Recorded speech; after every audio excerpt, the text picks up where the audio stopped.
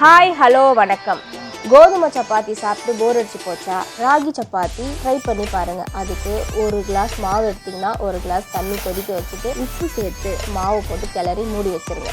ராகி சப்பாத்திக்கு side dish cauliflower gravy. ஒரு வானல் வச்சு சூடானது 3 ஸ்பூன் எண்ணெய் ஊற்றிக்கலாம். லவங்கம், கல்பாசி, கொஞ்சம் பெருஞ்சீரகம் போட்டு பொடி பொடியாக நறுக்கி வச்சுருந்த வெங்காயத்தை சேர்த்து நல்லா வதக்கிட்டு வெங்காயம் கலர் மாறின உடனே ஒரு டீஸ்பூன் இஞ்சி பூண்டு பேஸ்ட்டு போட்டு அதையும் நல்லா வதக்கிக்கலாம். பச்சை வாசனை போனப்போ தக்காளி பேஸ்ட்டு ஆட் பண்ணிக்கலாம். ஒரு தக்காளி 5 முந்திரி பருப்பு போட்டு பேஸ்ட் பண்ணி அதை போட்டுட்டு அது நல்லா எண்ணெய் பிரிஞ்சு வர வரைக்கும் வதக்கிக்கலாம். வதக்கிட்டு கொஞ்சமாக உப்பு, மிளகாய் பொடி, கரம் மசாலா, காஷ்மீரி மிளகாய்த்தூள் கொஞ்சம் போட்டுக்கோங்க. அதையும் நல்லா வதக்கிக்கலாம். வதக்கிட்டு நல்லா கிரேவி எண்ணெய் பிரிஞ்சு வந்த பிறகு பாயில் பண்ணி வச்சுருக்க காலிஃப்ளவர் போட்டு நல்லா வதக்கிக்கலாம்.